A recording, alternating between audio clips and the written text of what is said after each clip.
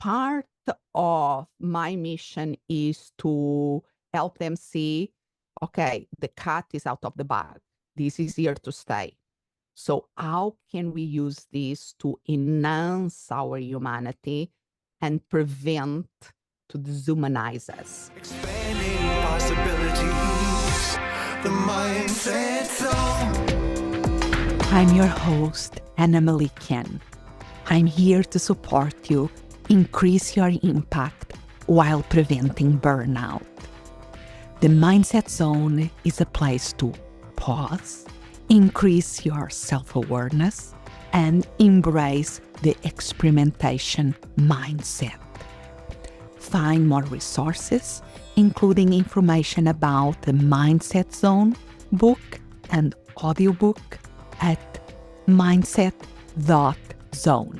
Yes, instead of .com is .zone. Today's episode is an interview originally recorded for the podcast Masters of Leadership, where Laura Perez Ehrheart interviews me about artificial intelligence and human potential. Here is our conversation. I want to welcome Dr. Anna Melikian. She is a psychologist, a professional speaker, podcaster, a certified executive coach, and the author of Mindset Zone, Actualize Your Potential. Currently, Dr. Melikian is at the forefront of exploring human AI. Her work aims to harness the power of artificial intelligence to leverage human potential, ensuring that technological advances enhance rather than diminish our humanity and collective well-being. I was looking forward to this podcast for several weeks now. I find this intriguing and very interesting that your PhD is in psychology and Right. you're a certified executive coach. Yes. So I'm just going to ask the obvious question, why artificial intelligence? What is it about this subject that piqued your interest? So we have to go a little bit back. I'm originally from Portugal, and the system there when we decide to go to college is very different than here because we have to declare a major when we apply to university. And I still remember, and we apply nationally. And my two top choices were psychology in University of Coimbra, that is a historical university in Portugal. And the second choice was electronic and telecommunications in another university. So I always had this kind of love by technology and the love by the puzzles that human beings are. And I chose the human side of it. And at the same time, I like a first adopter, always trying new things. I'm not a technologist, but I'm a user and a first adopter. Now, when AI became the talk of the town, so to speak, when ChatGPT became a public and I started to use it as a user, and I was starting to listen to everything around it, I realized with my background as a psychologist, with my work in coaching and working with small to medium-sized businesses, I had something to say in this conversation from the human side of the equation. So artificial intelligence is something that's been with us for a long time. If we think about the 20th century, we have to wait until the first half of it to have the computers that occupy the space of a room. Mm-hmm. But around that, the middle of the 20th century is when they start to speak about machine learning and the term artificial intelligence came forward. Can we ever develop a machine that has an intelligence like a human? So that has many decades of history, and there was a ton that we didn't realize that we already was using machine learning, artificial intelligence. If we ever in our iPhone were using in the photos the thing to categorize by the face recognition, that is machine learning. If we have a Roomba in the house that vacuum clean, it's a robot. That is, so all of these, or we already was using the text to voice or voice to text, all of that, or if you're using YouTube, or if you're using social media, we already were using artificial intelligence, but was like this in the background and we were not aware of it. What changed with ChatGPT is that suddenly it came to our awareness, artificial intelligence, and this thing that we now call the generative artificial intelligence that allow us to be talking with a machine in a way that is really beyond our initial expectations. And to the point that we are, oh my gosh, will machines be more intelligent than us? We are even, there is a question about our identity as humans. So that was what piqued my interest, is this dance between technology and humanity, and what a humanistic like myself, how can I have a voice in this conversation, and how can I bring more diversity of voices to this conversation? Yeah, 100%. How does AI fit into the realm of harnessing human potential? This is really at the core, because one thing that we have to understand, that when I talk about this, when I speak to a group of business owners or in an association about this, I like to start to demystify one thing, because when we think about technology, it's something like artificial intelligence, we are thinking about the technology like in the phone, like in a smartphone. But if we think like technology as the art or craft of using something to an effect, technology is being with us since the beginning of us calling ourselves humans, even before that. Think about, there is a technology necessary to start a fire. There is a technology necessary to bang two rocks against each other and do the tip of a spear. And if anybody doubts about that, go to their backyard, grab two rocks, try to bang one against the other and see if you can do anything with it. There is knowledge associated with it. There is a way of doing it that produces a result. So technology is the uses of tools and the invention of totally associated with as humans. And the great thing about it is that it creates challenges that then we have to adapt, not through our biology, but through our culture. If we think about, even, let's go just 12,000 years before our time. That is where we point like the beginning of the agricultural revolution. Humans start to create populations that had a place, that were cultivating their own food.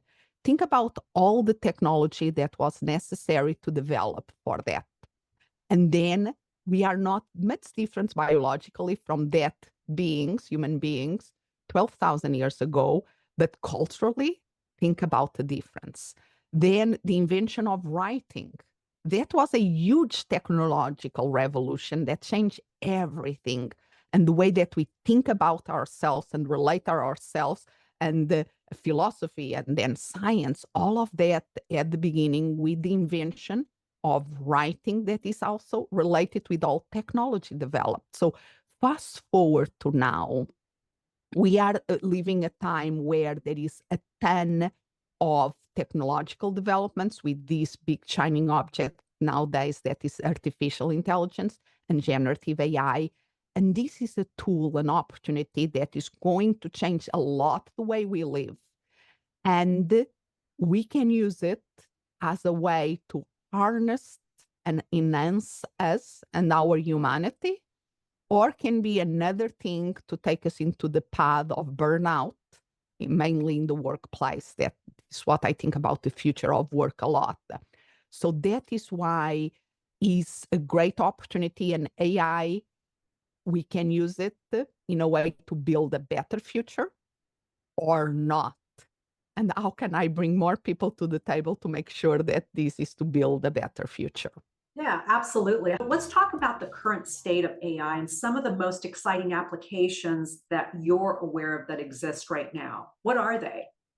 I love the advances that this can create in medicine. I'm a cancer survivor, And I love to see for instance, for breast cancer, how can we use AI to read the mammograms to be able to go beyond what the trained eye of a radiologist can see? Because we know there are loads of data, and we know the women that get cancer, the ones that don't, and we can go back, like reverse engineer, and see what was there that the human eye could not see that can create patterns that we can help to detect cancer early. Or the development of medicines.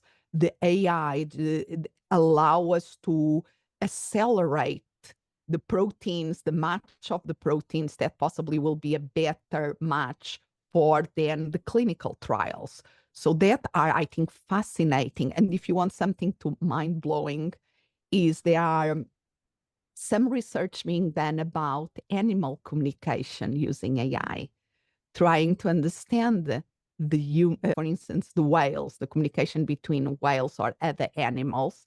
Now we have ways that we can understand much more of our other beings in planet Earth and how they communicate than ever before. And artificial intelligence, these large language models that are the core of the generative AI, is giving us tools on that.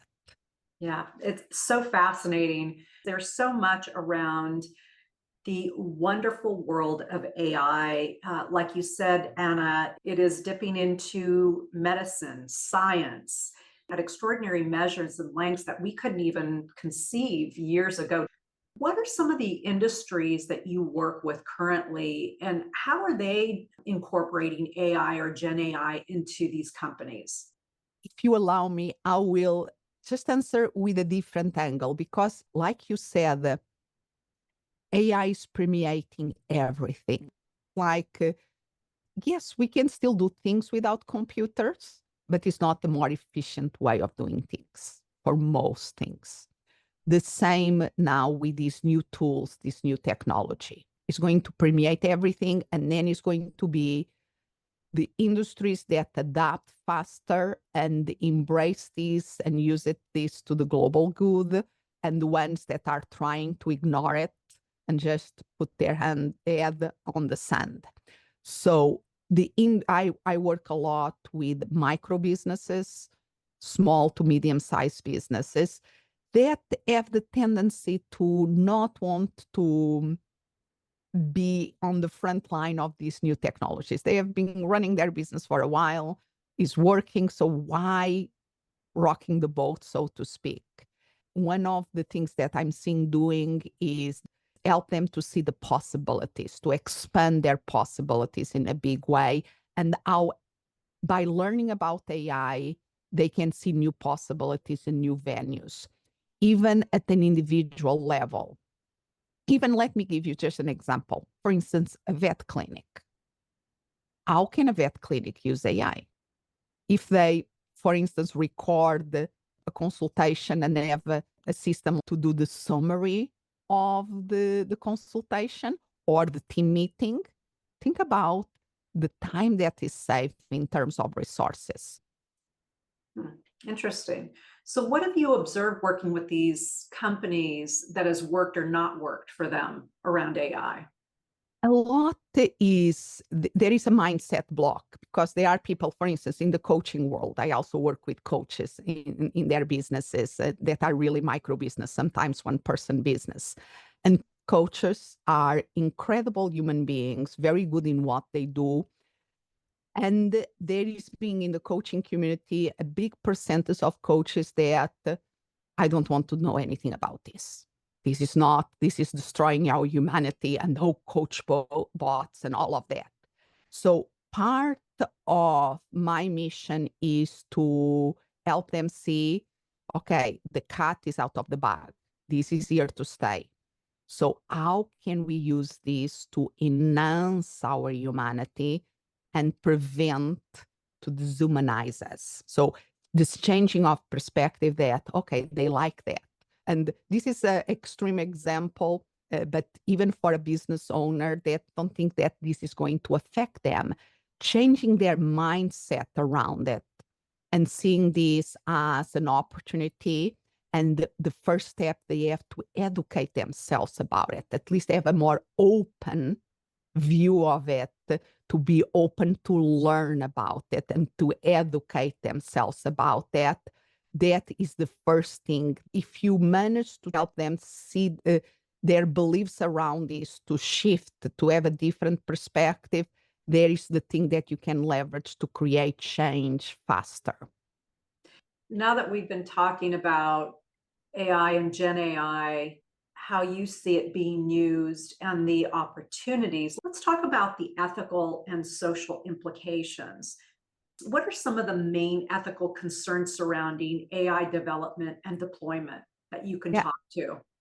And these are connected because, for instance, going back to the middle of the 20th century when machine learning started, there was one thing that was called the Turing test, that they said, okay, when can we build a machine that when you are communicating with the machine, you will not know if you are speaking with a human or you are speaking with a machine.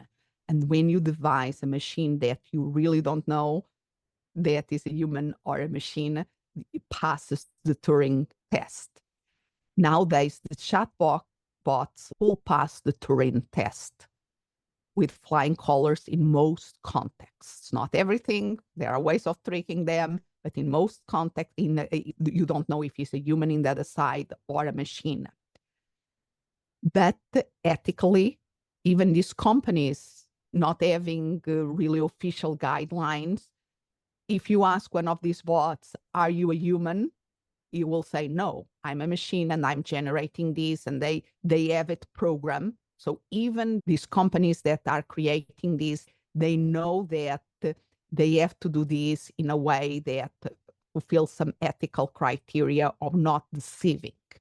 Even the ones that are using the chatbot technology with a robot that creates, they are creating robots that have anthropological form, but not too much that you ever confuse them with a human. So they want to have some anthropological form to be more relatable, but not too much to be scary.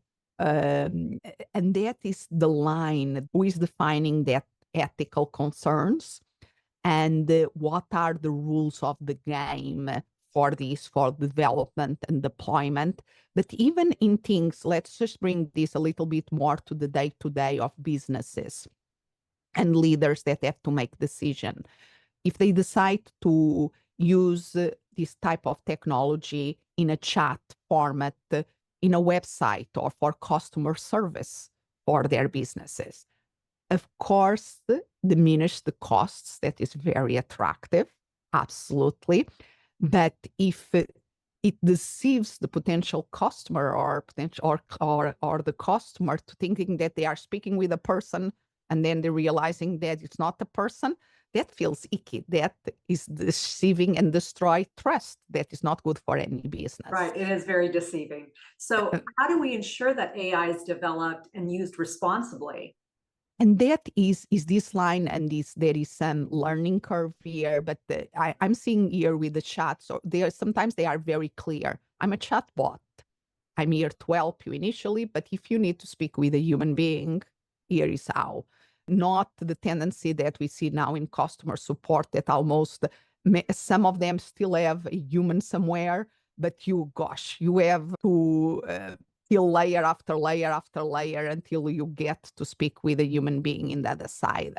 And I think this is also an opportunity for companies to differentiate themselves. How can they use technology and AI to streamline a lot of the process? Yes, but without losing the human touch that people are even more eager to have now than ever because of all this abundance of technology.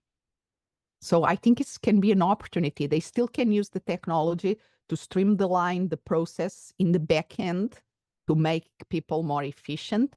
But I still want to go to, I know that there are bars now or restaurants that they will have the robot, or coffee stores to do the coffee.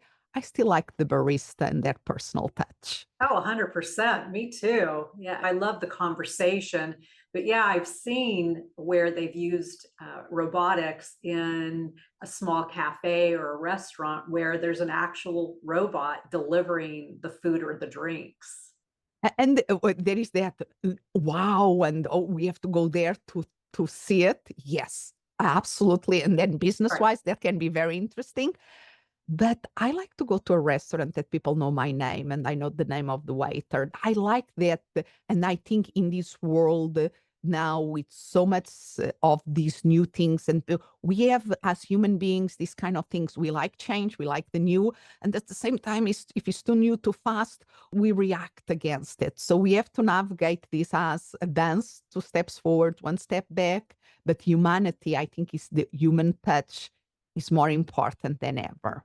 Oh, absolutely. So let's talk about the predictions around the future of AI. What do you think the future holds for AI over the next 5 to 10 years? Some people are speaking about exponential growth. I think we'll have a phase of exponential growth with AI. We are going to get some plateaus because the amount of data that is needed and the technology and the infrastructure has to catch up. But I think this is like 100-foot wave that is going to affect everything. And yes, in the next 5, 10 years, a lot of things is going to change because of AI. But how depends a lot of us, the input that our role in this equation. So what the future of AI hold depend of us, and in the workplace for the future of work, this can be a great opportunity to create work sustainability. But if we don't are intentional and proactive on this, we are going to create just more systemic forces for burning out more people, and that will not be good.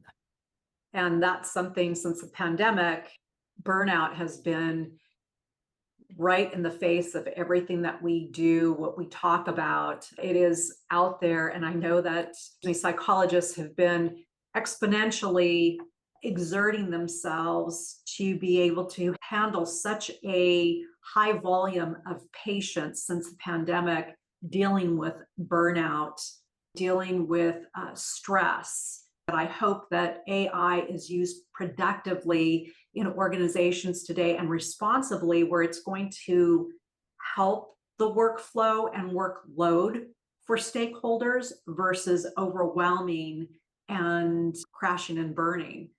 So now that we're talking about implications of the social aspect of AI, which are profound and multifaceted, so touching various aspects of the human life, society, and global economy, talk about some key social implications that come to mind for you. What are they? Ooh, one, and doing the bridge about the work and the big social implications of this. Again, we go back to the same thing for the workers. We are speaking how this affects the workforce. One easy prediction to make: we are going to have people that keep their jobs because they know how to use AI, and people that are going to lose their jobs because they don't know how to use AI. So that is an easy prediction to do. And how, as a society, um, we are going to adapt. This also has to do in terms of our human nature. How are we learning to develop our culture and the playbooks for this acceleration of change? The change was accelerating before we have the generative AI coming to the public. But now it's even more visible, even more, we can see it in our day-to-days. So how are we going to help individuals, help teams, and create systems that can adjust and use these in a way that is better for us globally or generally, and not the other way around? We have to go to the basics. If we are just reacting, the future doesn't hold good things. If we learn to be more proactive, to respond in a more intentional way, mainly as leaders, this can be an amazing opportunity to build a better future. So as a society, we have to create the space and the structure for this to happen, to help people develop even the importance of self-leadership and personal growth is more important than ever, in my opinion, because we have to have something to ground us, to be able to not just react, because when the acceleration of change happens, there are more trigger stimuli all around us, and we cannot make wise decisions if we don't ground ourselves. You bet. When we're grounded, we can think more clearly because that's when we create the space in our mind to be able to just quiet down for a minute, to process the ability to make better decisions. I like the way you're talking about accelerating change because it has accelerated. I've felt it, I've seen it over the past couple of decades, and it's not slowing down anytime soon. And this is in any industry. This is also about adjusting to a new way of work. Once AI came in strongly and was brought to, for example, the public, these companies and stakeholders are checking out AI and Gen AI and ChatGPT for performance purposes. I mean, being able to get through a paper and edit it is much quicker today than if I were to sit there on my own and have to edit or find someone to say, hey, come over here. I need you to edit this for me. Take a look. Tell me what you think. This is where Gen AI and ChatGPT has really done a fantastic job. So it's just a really good reminder that to be responsible in how we use it when it comes to content development or data, right? It's being responsible in a way that we're using it as a tool. We realize it's a tool. It's not there to think for us, but to be as an aid. So now that we're talking about leadership and responsibility, why is aligning ethical leadership to AI important? Can you talk to that? We cannot see this as a competition. We are not competing against the machine, because in many things we are going to lose, because we develop machines that are very good in certain areas. This has to be a partnership. And this is where you're speaking about aligning ethical leadership to AI is, and to be able to have ethical guidelines, we have to press the pause button and do some self-awareness work, knowing what is important, what are the values that we want to preserve, and why. Why are we doing things? What is the intention? So we really have to use technology to create us more space and time to have the important conversations, and then to help us to be more strategical in the way that we are using these tools. Yeah, well said. And you are correct. It's a partnership. Using it as a partnership, what are some of the key points that illustrate alignment to ethical leadership and the responsibilities of leadership in the context of AI? Classical things about the values of organization, the mission of the organization, the vision of the organization are more important than ever. Because if you don't have that clarity, that strategical clarity, you're just going to be reacting. So I will say, let's go back to the basics, and then using these developments to allow us to make a bigger positive impact out there while preventing overwhelm, overextension, and burnout. I love it.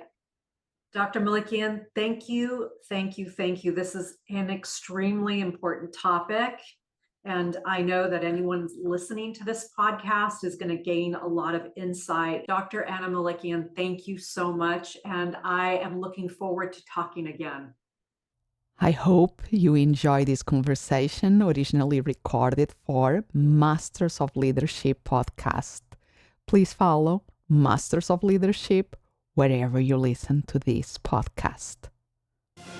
Expanding possibilities, the mindset zone. If you can think of a person who will find this episode helpful, please share it. Spreading the word about the Mindset Zone podcast is very powerful. For extra resources, including information about the book and audiobook, Mindset Zone, Actualize Your Human Potential, go to mindset.zone. Yes, instead of .com is .zone. As always, I'm so grateful that you are here.